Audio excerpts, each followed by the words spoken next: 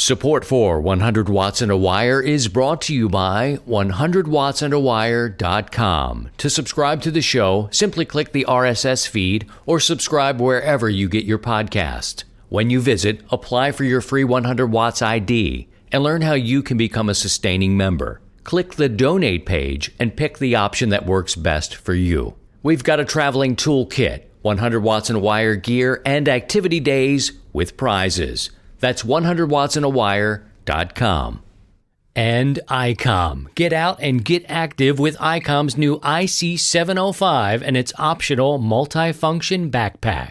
And LDG. An LDG automatic tuner between your transmitter and antenna will match impedances and ensure maximum power output while protecting your finals from damage due to reflected RF.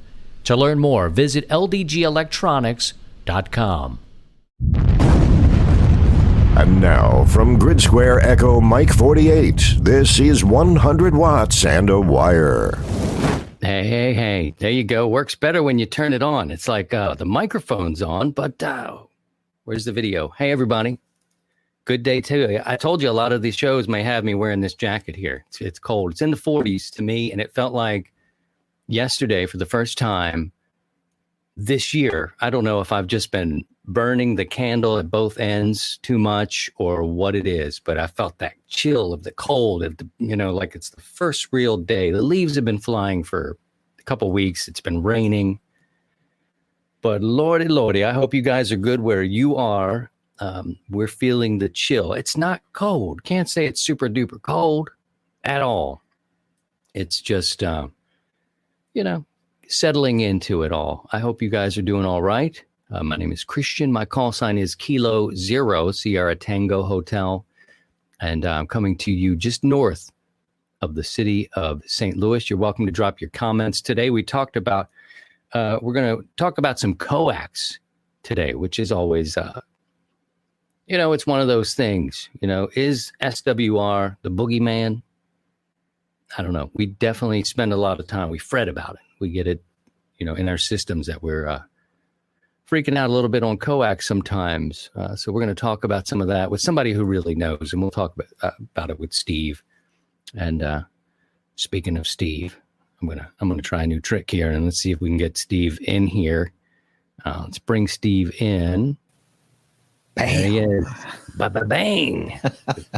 Morning, everyone. A little magic. Been working on that potion. How you doing, man? I know you were out there studying, and were you getting recertified for your tower climbing? Is that what it's called? Tower climbing? Yep. Every 2 years, it gotta we basically go through a refresher course, and we become competent climbers from the school or from the training facility, and then we become certified through our employer. This is all OSHA and legal beagle stuff. So I have to do so I spent 3 days in a training environment, climbing and doing tower rescues and rigging. And then yesterday we hung a bunch of dummies, and we put them in positions that are unnatural for a human being to be in, and bring them down. And so it's this old man is beat up. So, well, you celebrate you. I don't mean to come in on here. I was going to wish you happy birthday. And then he says, this old man. So, but Steve had a birthday on Thursday, not an old man. And I wonder, happy birthday to your brother. Thank you. Well, is this sort of the job that you may take as a semi-retirement sort of deal? Do you think that you may teach tower safety after you retire, or are you going to just be done? Pretty much going to be done. This is probably going to be my last recert. Okay. And then I'll just continue on doing my foreman duties, and but just directing from the ground. But as far as climbing in the professional environment, I think it'll be getting time to hang up the harness at work. But I'm going to still continue to climb here on my own tower, and for myself. Right on. Other than that, until I can't.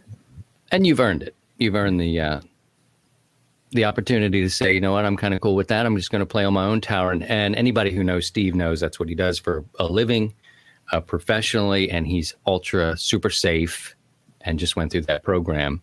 And so we have to say good morning to a few people here. Ed in Germany, he says, hi, all. I actually remembered to listen and watch this week. Good afternoon, Ed. I hear from him during the week time, and he'll comment on whatever we're talking about. Ed and Fed antennas has been a recent topic between Ed and myself, because you and I, admittedly, haven't spent much time working with one. Good morning to David. He says, good morning. Morning, David. Also, we say good morning to Michael. He's Kilo Bravo 2, Oscar India Echo. Good morning to you.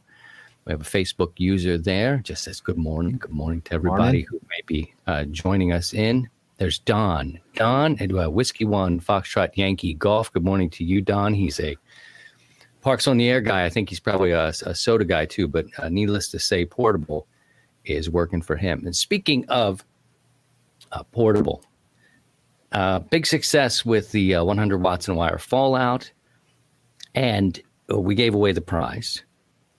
Guess what, Steve? We're going to meet somebody new today. I've never met Brian. Nice. We're going to talk to Brian. Let's see if we can bring Brian in to join us. We'll do the fancy check this out. Bam! Him fast enough. There he is. Hey. There it is. I tried to do it. I'm too slow. I'm doing this thing. Hey, thanks for coming by. Kilo Delta 6 Tango Victor Romeo, and Steve was so excited. I was like, we got Brian. Brian's going to come and visit with us. And he wants to talk about the what you did that weekend and what you were running with and those sorts of things. So good morning and welcome to the show. I'm glad you could make it. It's awfully early out west. Yeah, it's not too bad. I was up early anyway, and man, I had a time getting everything situated this morning to get on here. I sent you an email. I don't know if you got it, but I finally figured out I was on Safari and not Chrome, so that's why I couldn't get in. Oh, otherwise I would have checked in early and done some sound check with you and stuff. But no, you sound great. Oh, you sound great. Good Well, deal. tell us about your experience out there. Was it your first time doing the Fallout? Are you a portable operator? Tell us more about you. Yeah, I'm mostly a portable operator. I don't have, even though I have my stuff set up there, it's mostly a storage shelf for holding the stuff until I go out portable. But yeah, I mostly run portable. And that weekend, and I have done, I tried a couple of the other Fallouts. I don't think I ever got enough contacts to enter. So this was a kind of a fun weekend to get all that situated. I had some battery issues, so about an hour and a half in, I ran out of battery, so I had to reconfigure my whole configuration, run off my car battery. But anyway, I got it up and running and got my contacts. So that was it was worth the extra effort, I think. Steve, did you want to ask some? You had some questions. I know you were curious. Oh, I was just curious on, the issues you ran into, and you just explained it. It's so you had problems with your battery, you adapted over to your car, and then you just overcame it and continued on. That's the cool part. You adapted, overcame, and moved on. So yeah, and for some reason, yeah, thank you very much. For some reason, I had an issue, a feed line issue, because in the middle of this battery thing, I just wound up checking my feed line. I had a short between the center pin and the shield, so I had to shut everything down, run home, get another Coax. Oh man! So yeah, it was a comedy of errors, but it all seemed to work out. So it never fails. Where were you operating from? Were you pretty close? You said you went home. Were you operating from close by? Yeah, it was about 3 miles from where I live. There's actually a Lowe's hardware store that's kind of up on a high hill, and they have an area in the back there that kind of has a picnic table and some stuff back there. And so I just went out there and threw a end-fed wire up into a tree and operated from the parking lot there. Yeah, right on. And what bands did you work on? Did you mix it up, or did you just try to stick with one band, or how was propagation out west? Yeah, mostly 40. I did some 40 and 20 and a couple on 30 as well, but most of the contacts were on 40. Good deal. Nice. So hopefully you're going to have a full portable kit that you can play around with. Who knows? You use whatever works for you. And if you have any trouble people are in and out of vacations as we get closer. If there's any issues with receiving your gear, let me know. But each manufacturer or each, let's say, distributor will send you your stuff here. Have you received anything yet? Yes. Well, I got the radio, so that's awesome. There it is. Look at that little thing, Steve. I know Look how tiny that is. It's so tiny, but also the letters and the buttons and everything are also really tiny. But that's okay.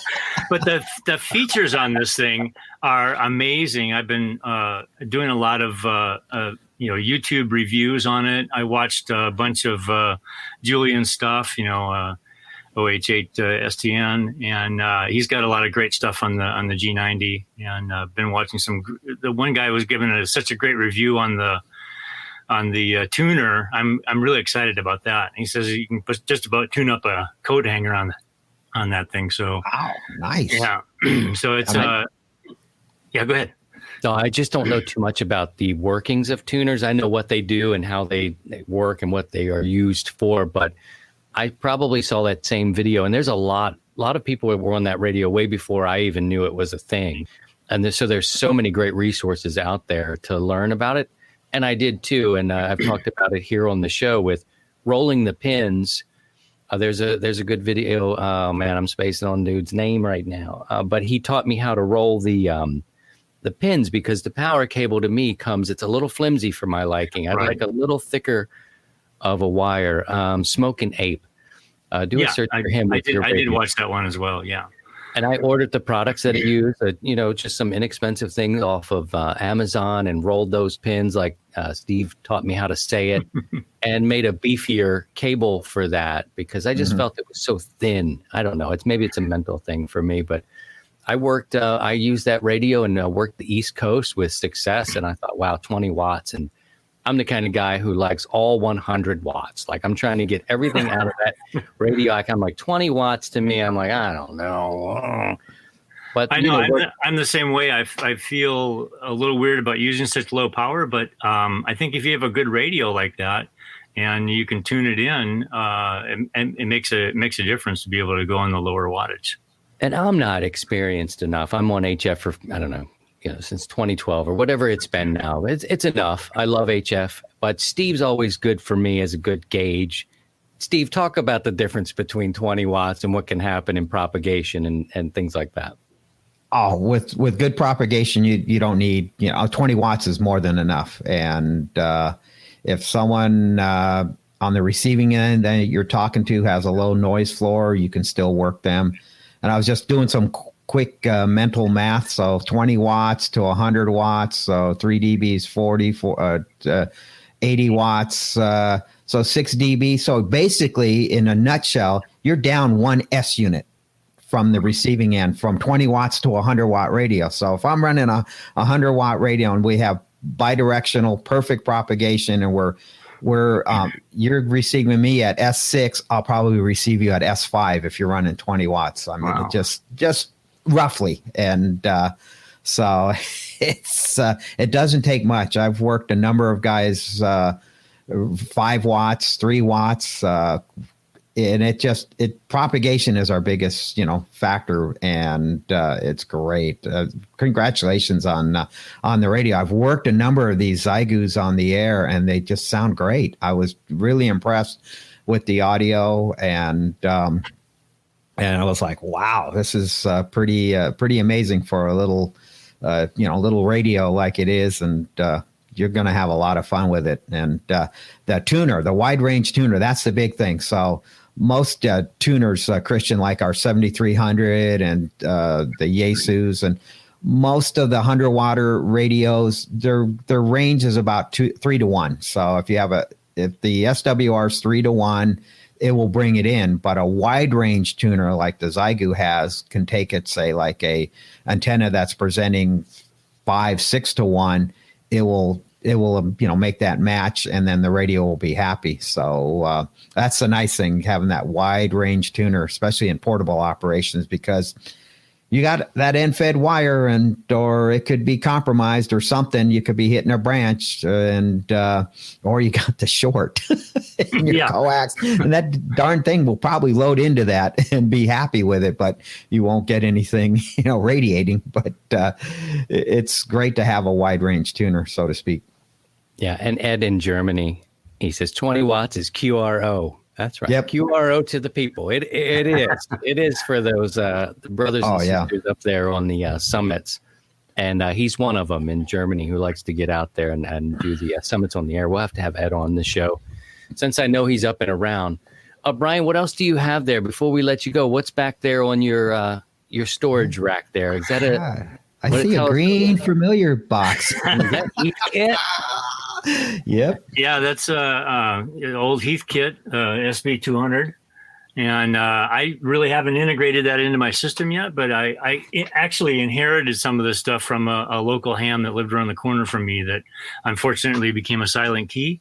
But his kids donated his equipment to me, so that was pretty nice. I got the Yaesu, the FT 450D, and actually have a tower and stuff laying in my backyard that I haven't put up yet. But he had a 40-foot crank up tower and just a lot of miscellaneous stuff. So yeah, this thing I'm kind of interested in getting online at some point. But if everything works on it, seems to power up and everything okay. I just need to learn a little bit more about it and how it works and stuff. Steve, do you have that? You have that amplifier? Or you have a bit bigger one? I have a couple of them. A couple 200s, a couple of 220s, and so the great 600 watt amp. Is it wired for 120 or 240? It's wired for 120. Okay, so you'll comfortably get. It'll probably do 500 watts easy, 400 to 500 watts, and that'll be good. 500 pretty much you can work the world. Awesome. We got a question for Brian asking if you've tried the speech compressor yet that can add an effective 3 dB to the audio at the other end of the contact. I haven't had a chance to. Unfortunately, I just got it on Thursday, so I haven't had a chance to take it out and take it for a spin yet. So other than just powering it up and kind of playing with some of the features to look at, it has a really cool like SWR graph on it that shows you. It just scans across and shows you where you're at, SWR, and nice. And you can compare kind of the before and after. Like, don't tune it, and you can see this SWRs all over the place. And you hit the tune button, go back in there, and it's just like flat 1-to-1. It's pretty cool. Well, that's cool. Well, congratulations, man. I really appreciate that you took the time and you got out and got portable. It's probably much warmer this time of year where you are, of course. You live out there in paradise. But for us, I mean, that was really the second full weekend of April. Really, the door sort of shuts. I mean, you could be a diehard. You're going to be out there in the wind. You're going to be out there in the cold. But that second weekend really is that cusp of really getting the colder weather here. So that's why we do it at this time. But I'm glad you could get out. I'm proud of you. I hope that you'll use it well and in good health, and keep us posted. And I don't want to volunteer Steve, but he's got that amp back there. So beautiful. And if you have a question, I know he'd be willing to help you with it. Yeah, just cool. That'd be awesome. Yeah, drop me a line and we'll hook up and go through it and see what we can do to help you out. It's a great amp. Those 200s, there's a lot of them out there. The only drawback, and all amplifiers are probably suffering from it, is the availability of tubes. And that's been the quality tubes. There's some out there, but then there's been the quality. So it uses the 572B is the tubes for that amplifier. And as long as you the killer is grid current. So stay within your limits of of grid current and then your plate current, and you'll be fine. It'll last a long time. And so, we'll have to ease it in and try it out and go from there. Cool. And maybe we bring him back and crack it open. That would be kind of cool. Is that kind of thing where you can only use a certain tube for that, or do they make newer tubes in Russia or China? You know how some of the newer amplifiers with tubes, you can get those tubes. Do you have to stay in those periods, Steve? Yeah, you need to. I mean, you could, in theory, drop in 811s, but you don't want to because the 572 has more plate dissipation, and it's a little better tube. So pretty much stick with what it was designed because that's what it's biased for, and that's all. It's been designed around that particular tube. You can take like the Ameritron 811, which is a very popular amplifier, and take the 811 tubes out of them and drop in 572s. They're similar. You just now have a beefier tube. You're just not running the plate voltage that the 572s would normally handle or can handle versus the 811s. And though you can go that way, but I wouldn't go from 572s down to 811s. That's going backwards. So, but for the Heathkit was designed around that tube pair, and they're solid amplifiers. And I think the weakness in them, especially anything older equipment, is capacitors. And there's an outfit called Harbach Electronics that has a lot of upgrades on the with capacitors and rectifier boards and the metering board. So there are some aftermarket stuff to kind of keep keep that amplifier going. The one caveat with that style amplifier is don't directly hook it up to your 450D unless it has a PTT kit or an interposing relay. So on the contacts on the keying lead, so you got a bias voltage of 130 volts. You hook that up to your radio directly with just an RCA cable on both ends, you will damage the radio because the Yaesu is looking for 12 volts. So what I do is on all my amplifiers is I have the radio drives a relay, which in turn then the relay creates the contact closure for the amplifier. So it doesn't matter what relay or what amplifier I'm using. There is an isolation between the radio and the amplifier. Now, MFJ makes a keying kit or product, and we can talk about that down the road. So when you're using these older amplifiers, you got to be really careful on interfacing it to the radio, and we can talk about that in another episode and go through that. So before you hook it up, let's talk. All right, sounds good. Yeah, I think I do believe there was a little box that came with it that it goes between the two. So yeah, it's probably an MFJ. I don't know what the number is off the top of my head, but it'll be a little black box about yay big and a jack on it or a cable or a couple jacks, and I'll have to look it up and see what it is. Okay. Well, good for you. Well, long may you run, Brian. Enjoy all that stuff, and drop me a line if you have any issues, and maybe we'll hear you on the net Sunday night. Try to make it into the network. I'll try to see if I can. I'll try to see if I can chime in there. So bring your amp. So I did get bring the amp. I did get the radio, and I got this cool little Coax, AVR, with my name and call sign on there. I thought that was pretty cool. So, but I haven't got the other stuff yet, but I'm sure it'll be showing up soon. So yeah, we got you covered. Thanks so much, man. And 73 for now. We'll take a break and we'll come back and we'll talk about Coax next. Made in America, shared worldwide. This is 100 watts and a wire. The ICOM 705 is your perfect QRP companion as you have base station features and functionality at the tip of your fingers. But it's in a portable package covering HF 6 meters, 2 meters, and 70 centimeters. This compact rig weighs in at 1 kilo or just over 2 pounds. With RF direct sampling for most of the HF band and IF sampling for frequencies above 25 megahertz. It's got that large 4.3-inch color touchscreen with live band scope and waterfall. And the perfect accessory for the IC705 is the optional backpack. It's the LC192. It has a special compartment for the IC705 and room for accessories for soda activations or just a day in the park. Visit icomamerica.com/amateur for more information on all ICOM radios. And ABR Industries. Struggling to find the right coax for your equipment? ABR Industries can help you find the right solution that won't break your piggy bank. We offer professionally terminated assemblies using high-quality PL259, N-type, SMA, BNC, and many other connectors. Custom lengths and specialized labeling is available too. All products are individually tested, and most orders ship within 1 to 2 days. For more information, visit abrind.com or call 713-492-2722. King Zero, shake the house on 100 watts and a wire.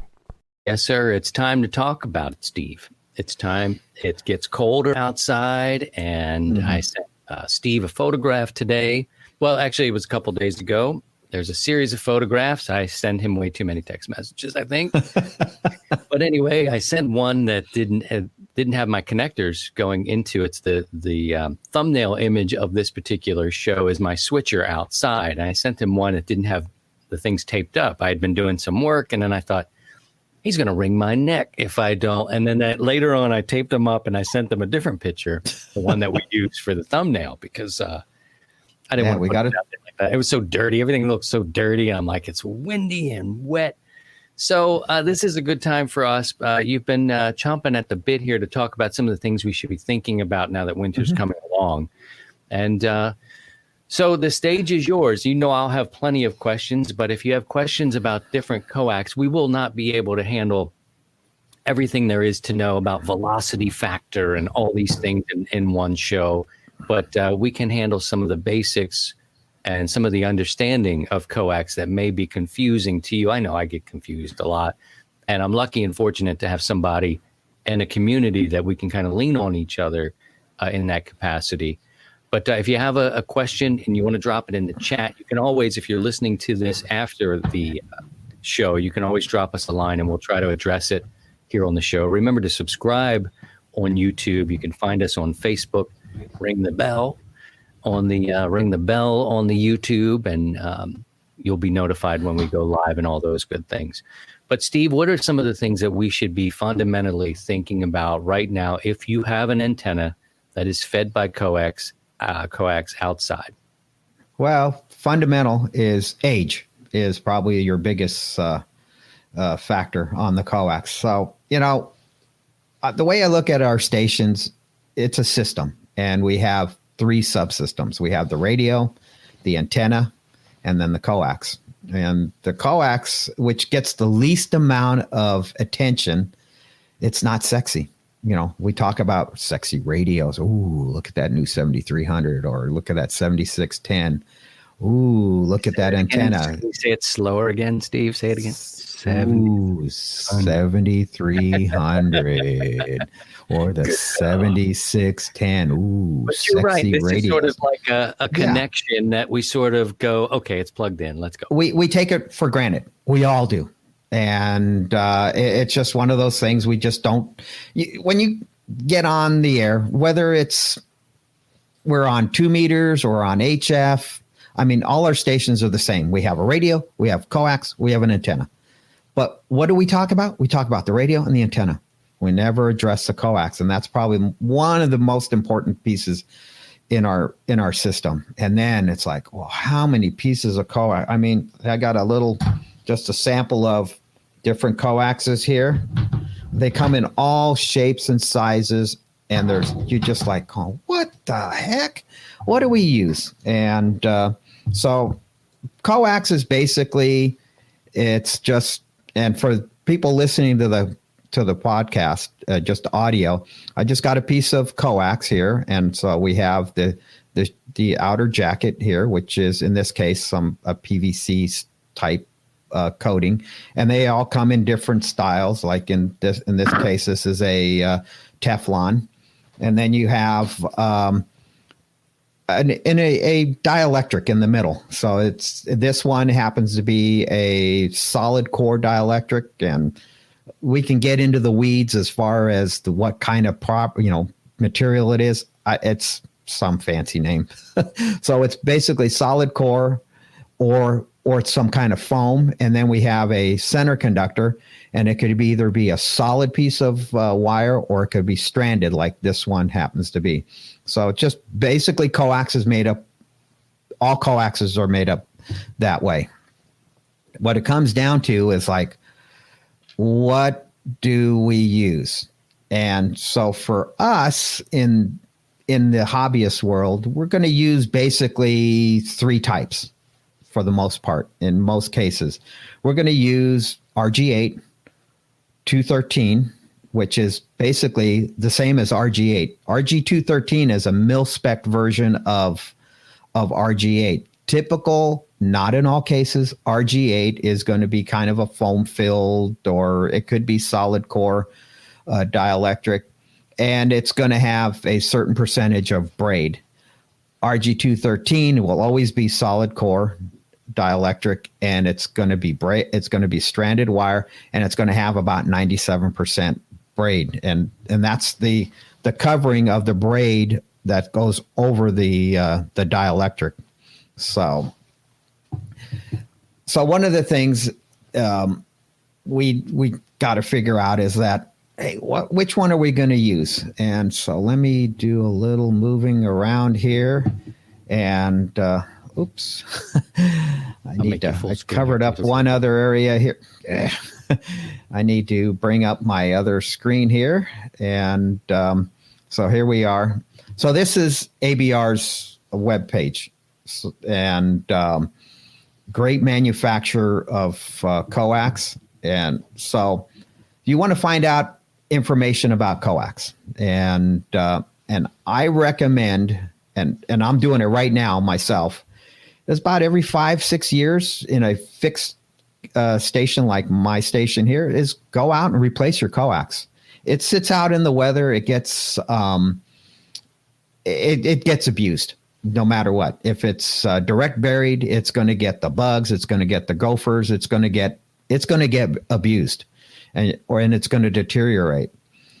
So let's look at what we want to put in our station for coax. And so usually we want to find out information on the different types. Well, holy smokes. Well, we got solid center core, 50 ohms, 0.100 diameter. We got all these different cables here just on their data sheet. So just scroll down here to the ham top 5.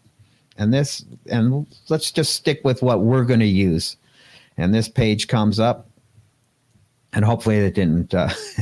And here we have the ABR 400F. Well, ABR 400F is the same as LMR 400. LMR is a Times Microwave trademark name, but everybody uses it. So it's LMR type cable. Its its makeup is a braided shield plus a aluminum foil that's kind of bonded to the dielectric, and this is this makeup, and then their makeup of or this 400 style cable is a stranded copper. Now, the true LMR 400 cable is made up like this, but the center conductor is solid. It's just a solid piece. It's basically aluminum wire with a copper coating over it.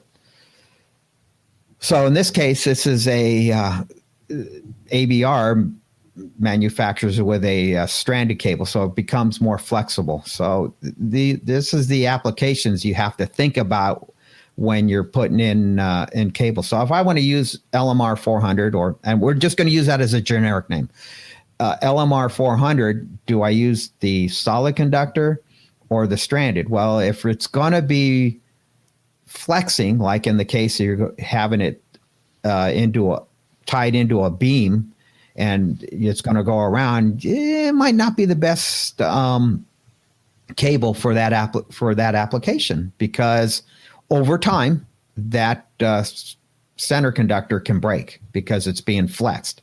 Yes, they talk about it. Yeah, you can flex it and this and that, but not the best idea.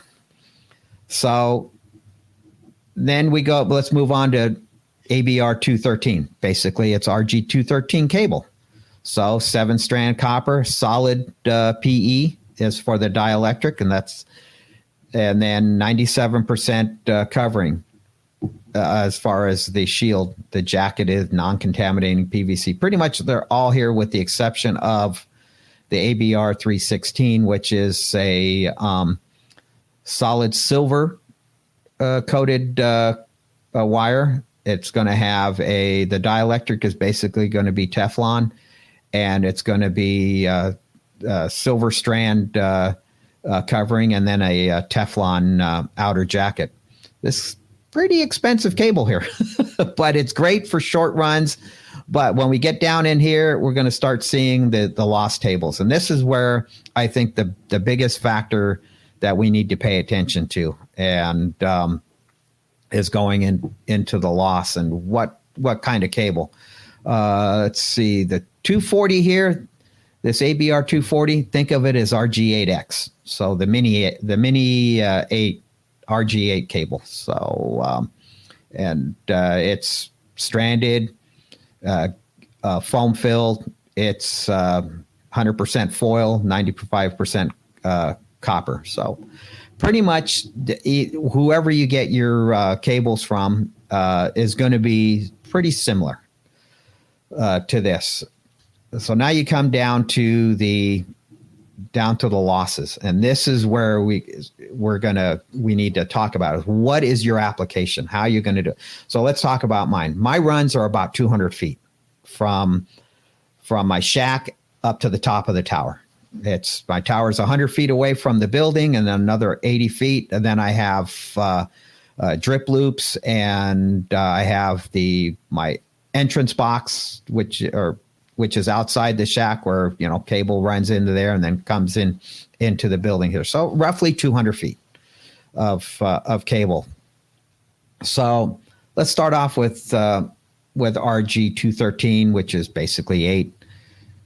We'll go down here, and at 30 megahertz, we have 1 dB of loss per 100 feet. Now you got to pay attention to the loss per.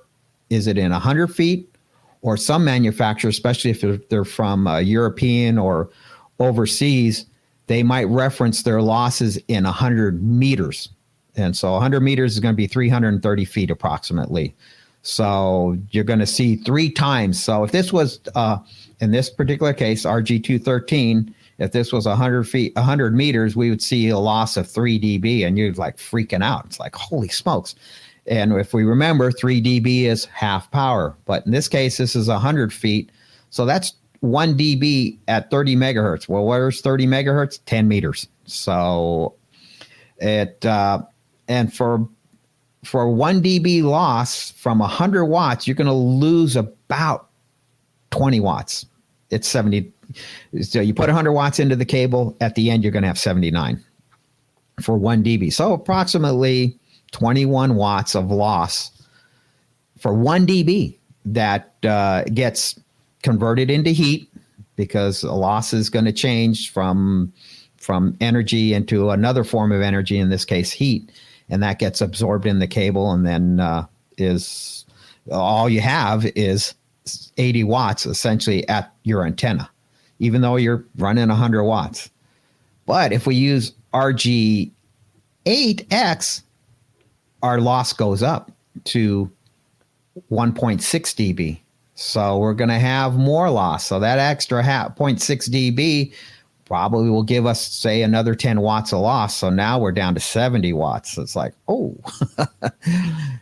So also remember, this works in the receive direction. The coax is bidirectional. So if we're losing signal in our transmit side, we're also losing signal on our receive side. So we need to factor that in also. So on a long run, 200 feet, is RG8X going to be a good No, probably go down here to 213, and that would be, I can overcome that a little bit. We can overcome with antenna gain, or we could, but in this case, we're just using dipoles. So that's a little better. Going to 400, 0.8 dB. That's a little bit better. So instead of 79 watts at the antenna, I'll have maybe 85 watts, 87 watts at the antenna. A little bit, not going to make that big of a difference. The difference is going to be the cost per foot and what you're willing to invest. And this is an investment into your station. And to me, I think Coax is probably one of your best investments. It's overlooked a lot. When you're setting up your station, it's so easy to go to the Hamfest whenever we get to go back and go look at, pick up a roll. Oh, I picked up a roll of 300 feet of RG8, and I got it from a guy that was for, $25. Well, where was that cable sitting? Well, it was underneath his table. Okay. Where was that cable sitting when he stored it? Oh, yeah, it was in his barn out, on the grounds that the birds were pooping on it or whatever. Then what was the lifespan of that cable? What was it it used for? How long has it been in service? And is there any contamination in it? Like water? Because once you get water in coax, it starts to corrode and cause some issues. We've seen pictures of coax as far as let me get out of this stream here and get back to it. We've seen pictures of the green shield and everything on our coax, and when you get water in there, and that becomes a bad connection, and it becomes lossy, and you start losing it. So this ends up turning green and black, and it just gets nasty. So how far down, if that happens, and we'll take a break here and we'll come back and talk some more, and we'll take some questions. If you have some other questions you'd like to address or direction you want to go in, drop us a line in the chat here. And if you're listening to it on the audio version of the show, then just go ahead and email us and we can try to help you. It's pretty complicated. Now, I've had the situation you've just mentioned where it gets wet. And I wonder, say you've got 100-foot run and you've been compromised with water. I mean, are you talking 10 feet? Are you talking cut it and then it picks up and gets better? Or is it just the whole piece is done? I've had it to where the water came into the shack. One time I did a poor job of weatherproofing my cable, and I got water into it, and I happened to be using a 9913, a Belden 9913, which is a version of LMR 400, same built makeup. It was just a Belden product. And what had happened was the water got in and it traveled all the way down, and it was in my shack. I found a puddle of water at the back of my radio. I was like, what the? Right. And it was like, oh, geez.